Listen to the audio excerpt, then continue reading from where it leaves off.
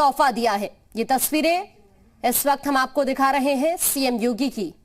ये लाइव तस्वीरें इस वक्त लखनऊ से हम आपको ये दिखा रहे हैं।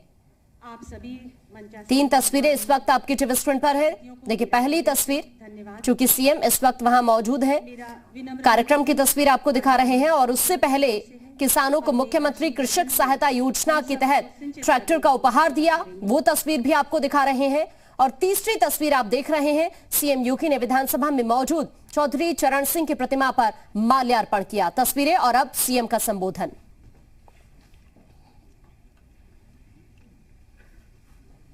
किसान सम्मान दिवस के अवसर पर आयोजित आज के इस कार्यक्रम में मंच पर उपस्थित प्रदेश सरकार में मेरे वरिष्ठ सहयोगी कृषि मंत्री श्री सूर्य प्रताप शाही जी, प्रदेश सरकार में उद्यान विभाग के मंत्री श्री शिवराम चौहान जी, उत्तर प्रदेश एग्रो के अध्यक्ष श्री जगदीश मिश्रा जी, उत्तर प्रदेश बीज विकास निगम के उपाध्यक्ष श्री राजेश्वर सिंह जी, प्रदेश के मुख्य सचिव श्री आर के तिवारी जी, कृषि उत्पादन आयुक्त श्री आलोक सिन्हा जी, अपर मुख्य सचिव कृषि डॉक्टर देवेश चतुर्वेदी जी, भारतीय जनता पार्टी किसान मोर्चा के प्रदेश के अध्यक्ष श्री कामेश्वर सिंह जी,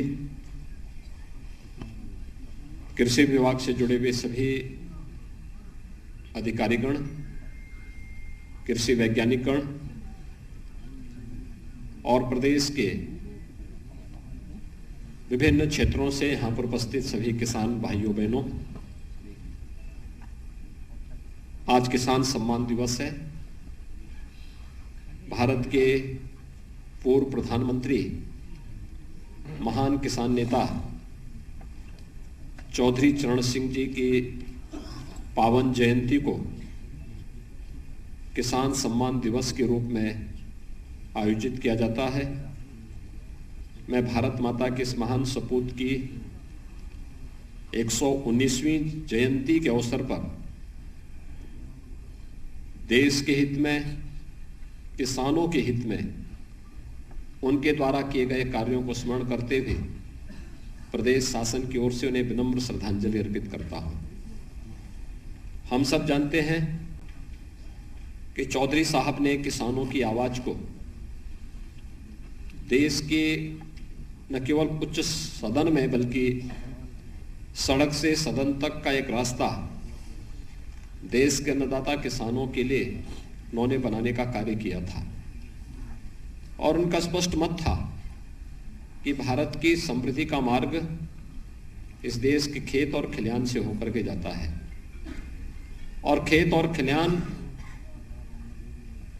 तभी खुशहाली के प्रतीक बनेंगे जब इस देश का किसान जागरूक होगा, वह समृद्ध होगा, तो स्वतः ही खुशहाली का मार्ग आगे बढ़ता हुआ दिखाई देगा।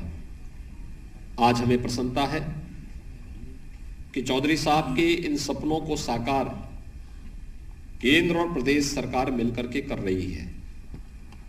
केंद्र में 2014 में मोदी जी के नेतृत्व में मेरी भारतीय जनता पार्टी की सरकार जिस एक दूरदर्शिता के साथ किसानों के लिए कार्य कर रही है, और अभूतपूर्व है, अभिनंदनीय है, अविस्मरणीय भी है। हम सब जानते हैं 2014 के पहले इस देश के अंदर किसान आत्महत्या करने के लिए मजबूर था। बड़े पैमाने पर लाखों की संख्या में किसानों ने आत्महत्या की, लेकिन 2014 के बाद किसान हितैषी नीतियों को लागू करने के बाद आज परिणाम सबके सामने है।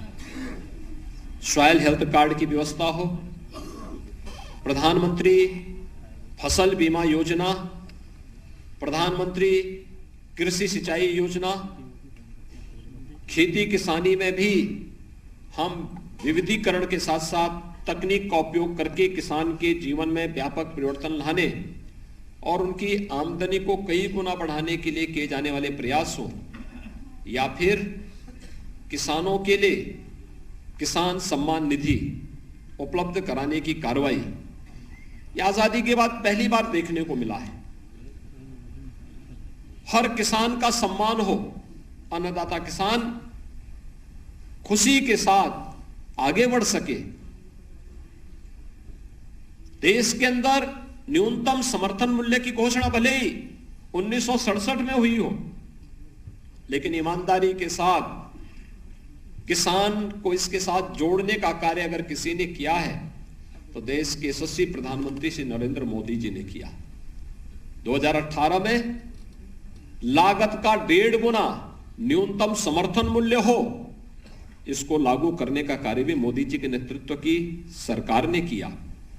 और मुझे प्रसन्नता है कि केंद्र और प्रदेश सरकार जब मिलकर के कार्य करती है तो उसके परिणाम भी उसी प्रकार से सामने आते हैं। 2017 में जब प्रदेश में हमारी सरकार बनी थी, उस समय हमारे सामने भी चुनौतियां थी। उत्तर प्रदेश में भी किसान आत्महत्या करने के लिए मजबूर था। इसलिए सरकारों की किसान विरोधी अवैज्ञानिक सोच के कारण किसान या तो खेती से प्लान कर रहा था, और जो लोग खेती करने के लिए मजबूर भी थे, कर्ज तले इतना दब जाते थे, उनके सामने आत्महत्या एकमात्र विकल्प बच पाता था। लेकिन 2017 में आने के बाद हम लोगों ने प्रदेश के 86 लाख किसानों की कर्ज माफी के एक बड़े अभियान को अपने हाथ में लिया, और उत्तर प्रदेश की पहली सरकार थी जिसने किसानों के 36,000 करोड़ रुपए तक के कर्जे माफ करके किसान को राहत देने और फिर उसको जीवन में व्यापक परिवर्तन लाने के लिए एक अभियान प्रारंभ किया।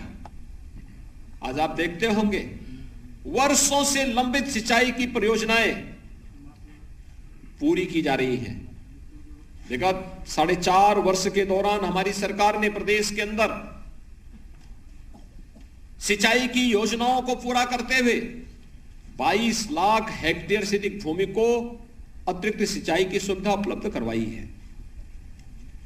प्रदेश के अंदर अगर मैं प्रोक्यूरमेंट की पॉलिसी को बताऊं, 2017 के पहले उत्तर प्रदेश के अंदर क्रय की कोई नीति नहीं थी। आड़तियों के माध्यम से खरीद फरोख्त होती थी। हमारी सरकार आई, हमने कहा हम किसान से सीधे खरीदेंगे, और मुझे प्रसन्नता है कि विगत 4 वर्ष में उत्तरोत्तर इसमें वृद्धि होती गई।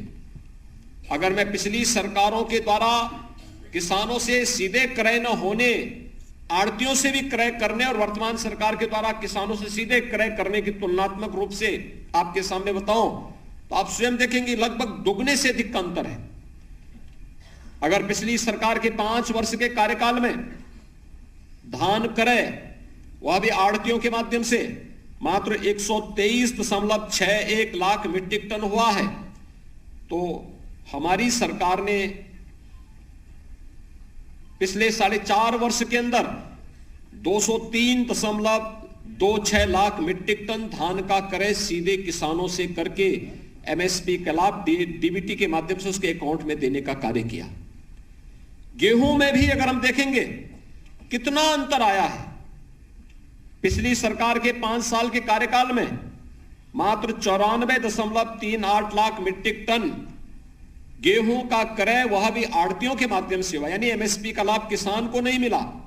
लेकिन हमारी सरकार के समय 219.12 लाख मीट्रिक टन गेहूं का क्रय सीधे किसान से किया गया, और पैसे का भुगतान डीबीटी के माध्यम से किसान के खाते में किया गया। ये जो व्यापक परिवर्तन है, ये परिवर्तन इस बात को दिखाता है कि किसान के जीवन में परिवर्तन लाने का हमारी सरकार प्रदेश के अंदर आलू का भी न्यूनतम समर्थन मूल्य मिल सके, हमारी सरकार ने लागू किया। दलहन, तिलहन और तमाम अन्य फसलों के भी दाम किसान को मिल सके, यह कार्य भी हमारी सरकार ने प्रदेश के अंदर किया। प्रदेश के अंदर 20 जिले ऐसे थे जहां पर पहले कोई कृषि विज्ञान केंद्र नहीं था। हमारी सरकार आई तो हमारी सरकार ने उन 20 जिलों में भी कृषि विज्ञान केंद्र स्थापित करने की कार्रवाई प्रारंभ की और कई कृषि विज्ञान केंद्र आज खड़े होकर के किसानों को तकनीकी मदद दे रहे हैं। प्रदेश के अंदर जब 2017 में हम लोग आए थे तो प्रदेश के अंदर मंडियों की स्थिति अत्यंत खराब थी। वे किसानों के हितैषी बनने की बजाय किसानों के शोषण के प्रतीक बने हुए थे। सरकार ने उसमें व्यापक संशोधन किया, उन्हें किसान हितैषी बनाने के लिए तमाम प्रकार के कदम उठाए। गन्ना किसानों का 2010 से गन्ना मूल्य का बकाया था, हमारी सरकार आई, हम लोगों ने उसे भी पूरा करते हुए पिछली सरकार के समय जो गन्ना मूल्य वर्षों से लंबित पड़ा हुआ था, उस सभी प्रकार के गन्ना मूल्य का भुगतान करते हुए हमारी सरकार ने अब तक लगभग 1.5 लाख करोड़ रुपए का गन्ना मूल्य का भुगतान भी किसानों के खाते में सीधे करने का कार्य किया है।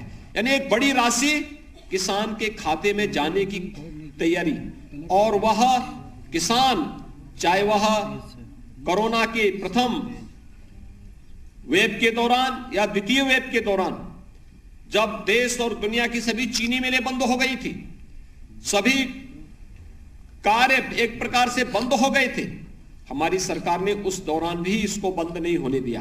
प्रदेश की सभी 119 चीनी मिलें कोरोना कालखंड के दौरान प्रथम और द्वितीय वेव के दौरान भी निरंतर सभी चीनी मिलों को चलाया गया।